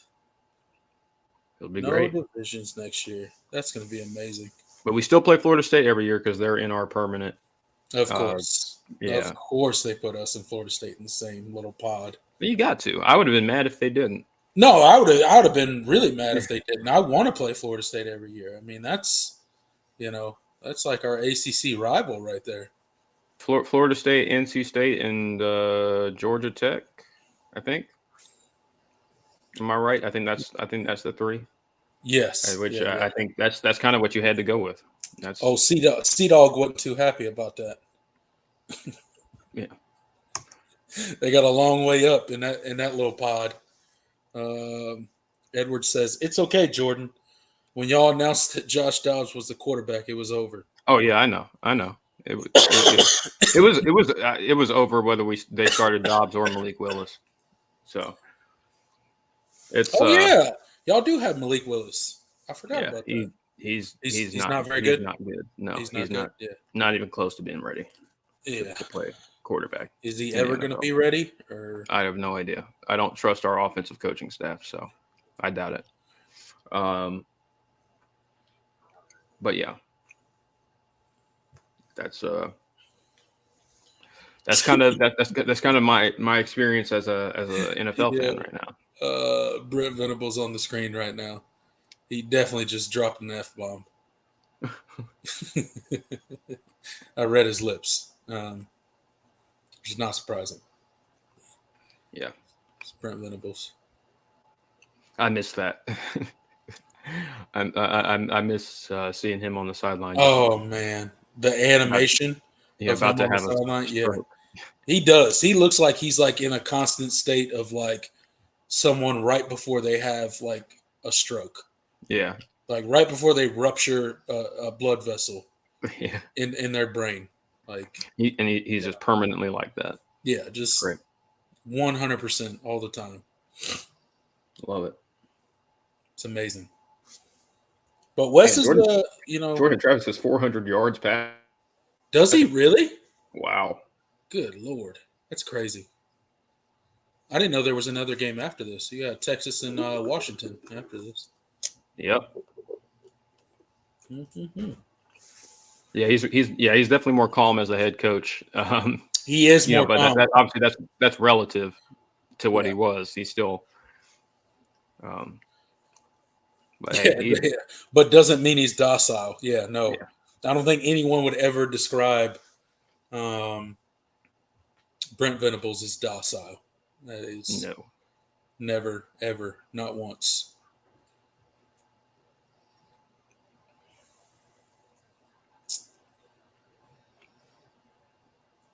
We'll see what kind of magic Florida State can come up with here.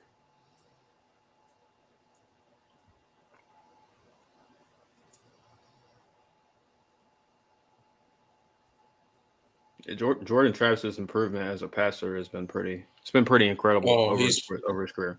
he's gotten so much better, man. That guy's developed a lot. He's definitely not the same player that he was.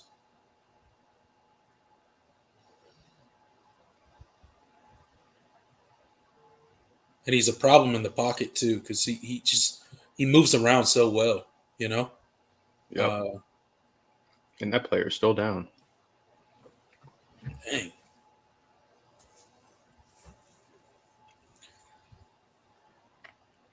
Passing yards, 170 in the first half, and Yeah, they're gonna have to carry him off. 250 in the second half. Yeah, I don't think he's all right. They got a no, oh no. What they got? They got a whole bag out there trying to. Uh-oh.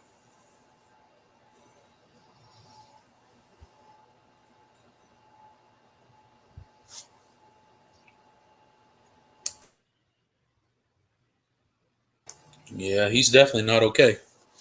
That's for sure. He's definitely not okay. I feel like this is turning into a game stream at this point. Yeah, it has. He runs like Manziel. He does, John Sarian. He does have a little bit of Manziel in him when you're talking about scrambling within the pocket. But the one thing he does is he always keeps his eyes downfield. He's looking to throw the ball. And you're right, he can run too. Like that's one of the problems that Clemson had with him so much is just when you think you got him, he escapes the pocket and he takes off for a positive play. Oh man. I didn't even realize that was Justin Turrentine. He's the transfer Oh they got man. this year from South Carolina. They got like a whole boot on his leg, dude. Wow, Yeah, he must have broke this is something. bad. Yeah, he probably broke something. Was that he's a senior too? Damn, that sucks. Yeah, I wish the best for him.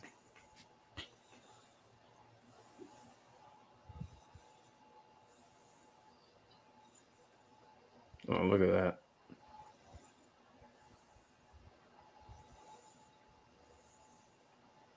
Oh, that was nice. Oh, they're saying the team run around, run to him as he's there. Oh yeah. Oh yeah. Look at that. That's awesome.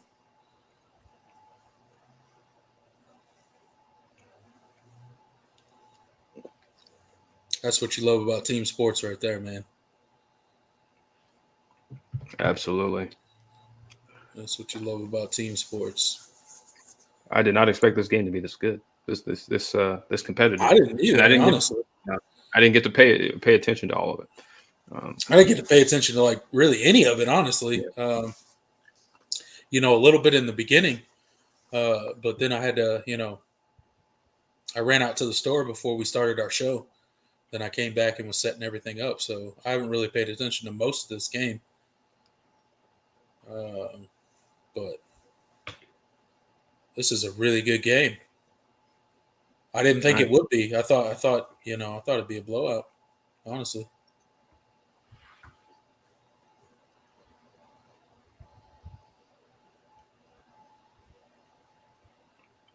All right. That's a Well, big stop.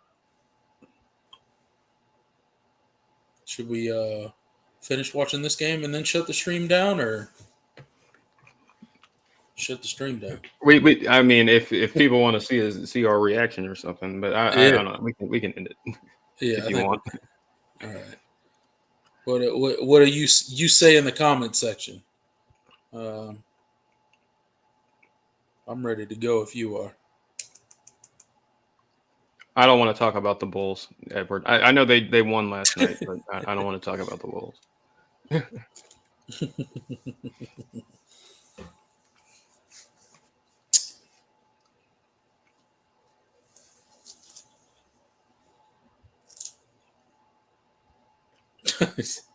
John Sarin said he's sick of looking at us. Tired of looking at you clubs. I know. I would be too.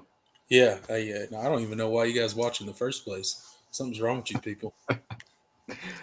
Oh man. All right. Let's see if FSU's All right. much maligned kicker can actually make a routine Yeah, kick. let's watch this. He did.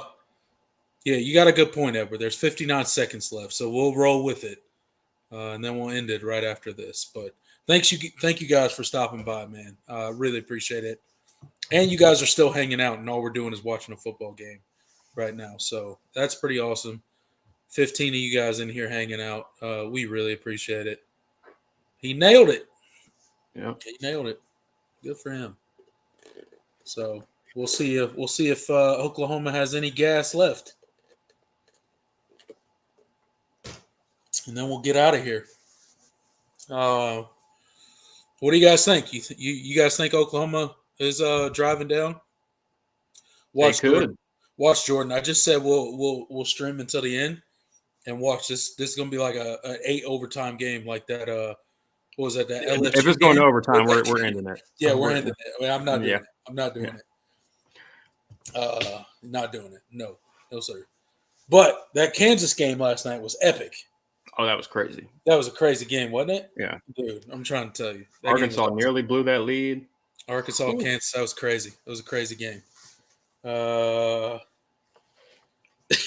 Edward said, "Dang, Jordan, the Bulls been that bad?" Yeah, pretty much. Disappointing, at the very least. Yeah, John Sarin's got a point. He said FSU defense might be a little gassed. We'll see.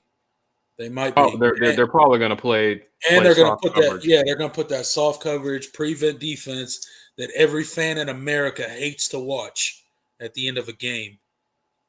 Dang, Michael Penix Jr. He's still playing college football? Jesus, man. Yep. He's been phenomenal. He has. He's a really good quarterback, man. Oh, that's not a great start. What is Yeah, Kansas defense has left this game. Defense left this game a long time ago, man. Long time ago.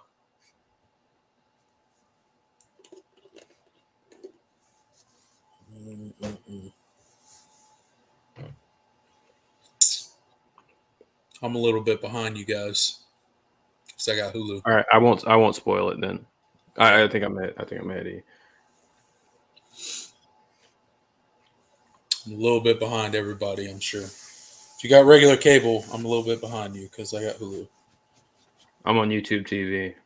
I've noticed that cable is what? Why is YouTube TV ahead of Hulu? I gotta switch, man. I don't know, but I've always noticed that YouTube TV is consistently always ahead of Hulu. Always, every time. It goes. It's cable is always fastest, but then you've got for some reason Hulu is always seen. Anyone that I've seen that uses Hulu is always the slowest. Yeah, we're the slowest. Yeah. But I like Hulu for everything else. Yeah. Which sucks because I don't know. I guess I just okay. The WV2 is saying 38 seconds. Oh wait, now they just changed it to 20. What the hell is up with the clock?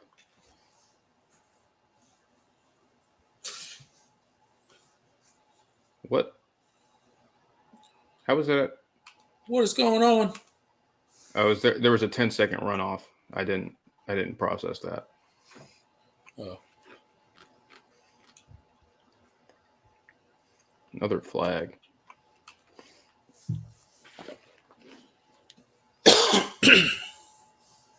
Goodness. I'm dying.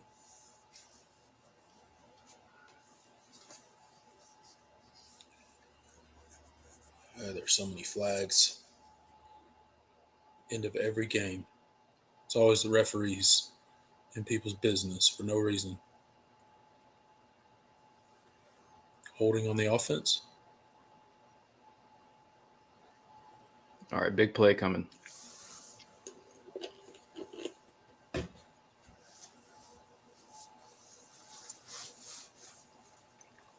Just kidding. I haven't seen it yet. I'll let you know when I see it. All right, ball snap. Drops back. Quick little pass to the out. Yeah, right out of bounds. That was not a big play. 14 seconds left. Third down. How good is their kicker? Ball snap. Drops back. Oh, dang. And All right, big boy. Took him down. 4, 3, 2, 1. Game.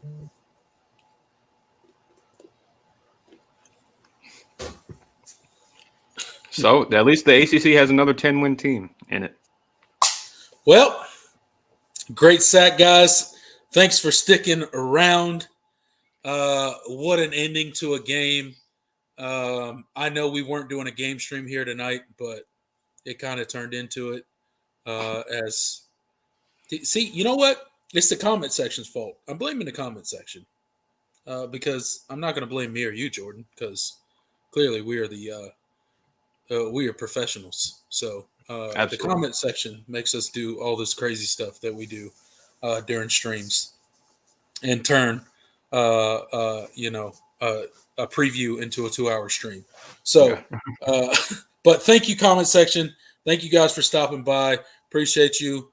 WB2DX, Edward, John Sarian in the chat. All you guys. Little C7. Stone Cold Cowboy in here. Who else? Big Mick, DeAndre. Big Mick, DeAndre. Hunter GoFro. Hunter GoFro. All you guys are amazing. All you guys show out every time we come do a stream. We really do appreciate it, guys. I can't say it enough. You guys are amazing.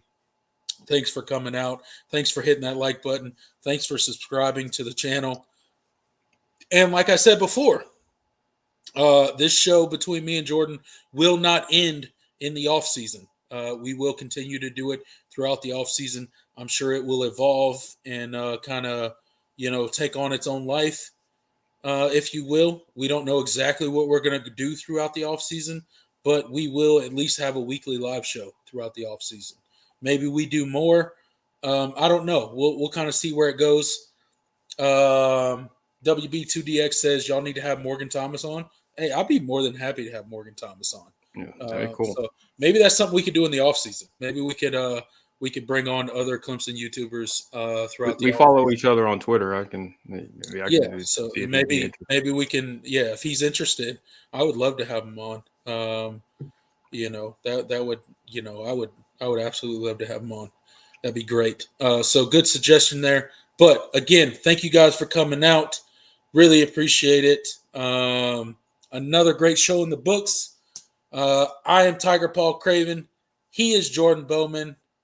Jordan Bowman, sign us off, brother. Yeah, guys, thanks for tuning in. This is our last preview of the college football season. So somber, bittersweet moment, but it's been absolutely fun doing this year, and I can't say enough how much you guys mean to us, and what you guys have done for this channel.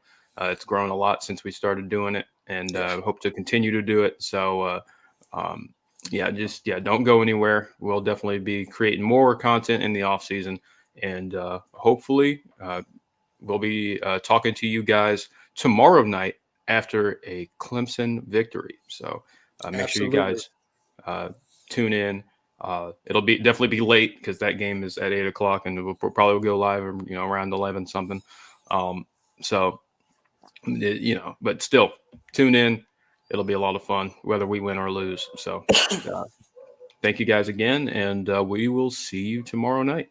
Absolutely. Hey, guys, don't forget, tomorrow night, immediately following the Clemson game, come hang out with me and your boy Jordan Bowman, and we'll talk about the Clemson game.